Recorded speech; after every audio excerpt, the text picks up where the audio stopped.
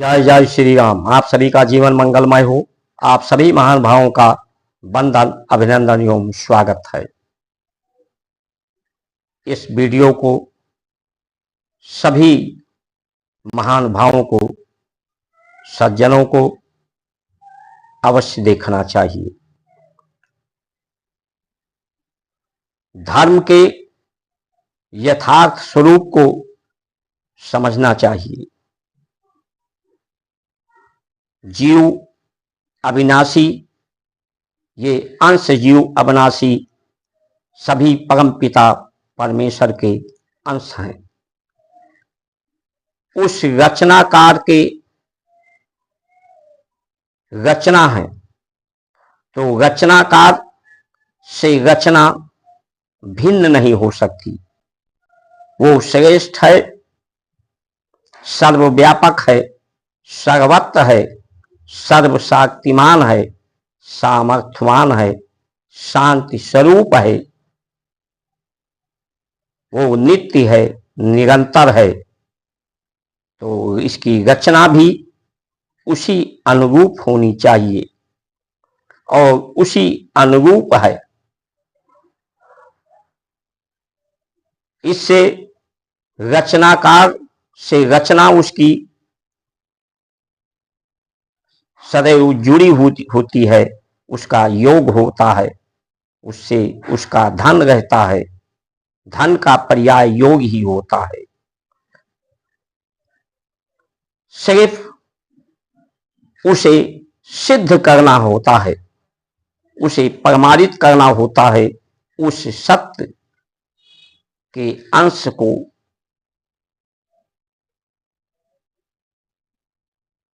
उसके प्रमाण प्रभाव को प्रमाणित करने का विधि और विधान, ये सूत्र सिद्धांत भारत की संस्कार संस्कृति है। उसमें रचनाकार और रचना में भेद है, मतभेद है, दोष है, संशय है। इसीलिए शोक, संताप, राग, द्वेष है। इसीलिए स्वार्थ है, अहंकार है। इसका निवारण हो जाए, भारत की संस्कार संस्कृति सभी दोषों का परिशोधन करती है, परिष्कृत करती है, पुरस्कृत करती है। परमात्मा ही धन है और संसार का जो अर्थ है, धरी, ये शरीर संसार का अर्थ है, इंद्रियां संसार का अर्थ है। जो पृथ्वी के अर्थ से जिसकी उत्पत्ति हुई है, पृथ्वी का अर्थ ब्रह्म ब्रह्मांड के धन से धन होने पर, योग होने पर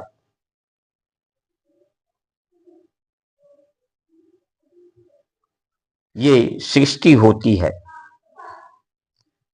इसलिए जो हमारे पर्व, त्योहार, व्रत, संकल्प हैं, वो दोषों के निवारण के लिए हैं, भेद को समाप्त करने के लिए हैं। और ये जो अंश है, सभी अंशों को एक साथ योग कराने के लिए हैं, जोड़ने के लिए हैं। इसी को संयोग कहते हैं। जिस तरह से परमपिता परमेश्वर को कहा गया है, नित्य हैं, निरंतर हैं, सर्वव्यापक हैं, सर्वत्र हैं, सर्वशक्तिमान हैं, शांतिमय हैं, पूर्ण परमानंद हैं, नित्य हैं, निरंतर हैं, कर्म से रहित हैं, सुख दुख से रहित हैं। तो इसकी रचना भी इसी अनुरूप है। इसे सिद्ध करने की, प्रमाणित करने की आवश्यकता है। कर्म की बात करें तो कर्म कोई भी नहीं करता। कर्म किसी अर्थ से नहीं। जब अर्थ और धन ऋणात्मक ऊर्जा या नकारात्मक ऊर्जा और धनात्मक ऊर्जा, ऋणात्मक ऊर्जा, धनात्मक ऊर्जा या सकारात्मक ऊर्जा, नकारात्मक ऊर्जा, जो अर्थ है वो नकारात्मक है, ऋणात्मक है, और जो धन है वो सकारात्मक, धनात्मक है। दोनों ऊर्जाओं के योग से संयोग बनता है, उसी से गति होती है। गति के कारण ही मति होती है, इच्छा होती है, और उसी से प्रतिक्रिया से ही ये सभी क्रियाएं होती हैं। तो इससे ये सिद्ध होता है, जिस तरह से मनुष्य बैठा है या सो रहा है, उसको लगता है कि मैं काम नहीं कर रहा हूं, लेकिन तब भी इस शरीर के अंदर गति होती है। प्राण की गति, रक्त की गति, इंद्रियों की गति, मन की गति, ये गति ही इच्छा को पैदा करते हैं। और इच्छा के कारण जैसी इच्छा होती है, उसी के अनुरूप ये गति कर्म की गति में परिवर्तित होता है। तो इससे सिद्ध हो जाता है, ना उसकी रचनाकार कर्म करता है, ना उसकी रचना कोई कर्म करती है। वो नित्य निरंतर है। तो इस रचनाकार की जो आत्मा है वो भी नित्य निरंतर है, जिसे कभी समाप्त नहीं होती। ये शरीर का जो अर्थ है ये भी इसका विनष्ट नहीं होता। जब इसमें गति नहीं रहती, इसमें योग और योग्यता नहीं रहती, तो ये गति और गति के कर्म समाप्त होते हैं। ये अर्थ, धरती का अर्थ, धरती के अर्थ में इसका विलय हो जाता है। इससे सिद्ध होता है कि हम भी नित्य निरंतर हैं। हम और हमारा स्वरूप का परिवर्तन होता है। अज्ञानता के कारण, इसमें दोष और भेद के कारण, अंश के कारण, अंश सभी अंशों को एक साथ भेद और दोष को दूर करके सभी अंश जब एक साथ मिलते हैं सहयोग के लिए, रचनाकार और रचना में भेद नहीं रहता, तो आत्मा परमात्मा में भेद नहीं रहता। एक रूपता, समरूपता, समरसता आ जाती है।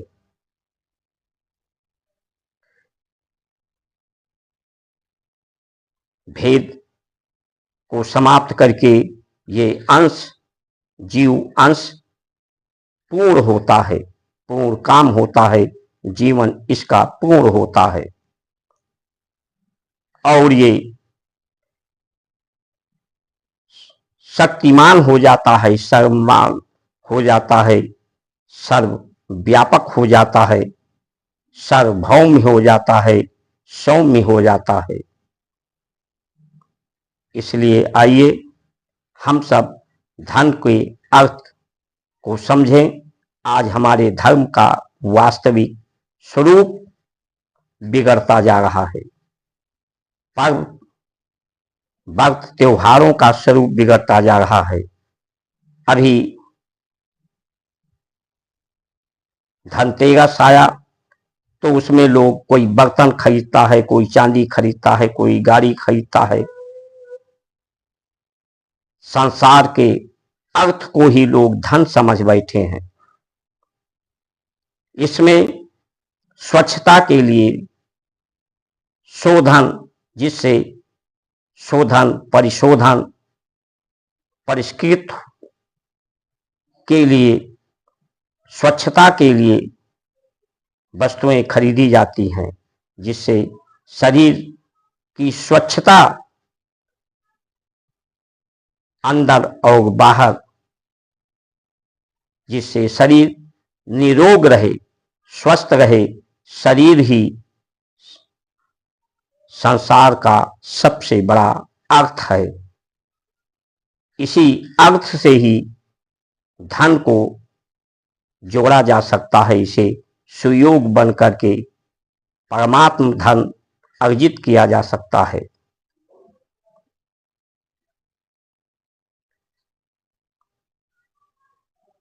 हिंदू संगठन की बात होती है कि हिंदू को इकट्ठा रहना चाहिए, बंटना नहीं चाहिए। आज इसी पर चर्चा होती है सब जगह। तो हिंदू को इकट्ठा किया जाए, हिंदू का कोई नेता हो, तो हिंदू का नेता होना चाहिए। हिंदू का जो हिंदुत्व का संस्कार, संस्कृति का नेतृत्व करे, जो स्वधर्म के पालन कराने में भेदभाव, मतभेद, दोष का निवारण कर सके, न्याय व्यवस्था स्थापित कर सके। जो इसमें बाधाएं हैं, विघ्न हैं, भारत की संस्कार संस्कृति में के अनुपालन में, उस बाधाओं को कि वो पहचान करे और इस बाधाओं को दूर करने में कोई संकोच न करे। ऐसी नेता हमारे हिंदू के नेता हों। अभी तक जिनका चुनाव हुआ है, उन्होंने अपना संकोच की ही भारत की संस्कार संस्कृति, सनातन धर्म, स्वधर्म के पालन में उनका संकोच ही दिखा है। आगे संकोच ना हो। धर्म का पैसा जो दान का होता है, वो धर्म के, हिंदू संस्कार संस्कृति के लिए ही उसका व्यय होना चाहिए। धर्म महात्मा के निगरानी में ही उसका व्यय होना चाहिए। सरकार चाहे तो उस पर निगरानी कर सकती है और सरकार को सभी धर्मों पर, उनके कार्य पद्धति पर निगरानी करनी चाहिए।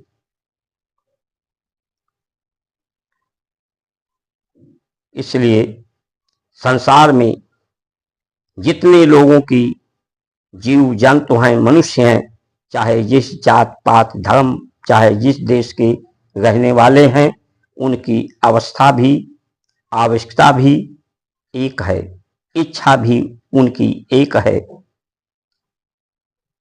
सभी सुख शांति, स्वस्थ रहना चाहते हैं, समृद्ध रहना चाहते हैं, सुखी जीवन रहना चाहते हैं। वाद और विवाद को कोई नहीं चाहता।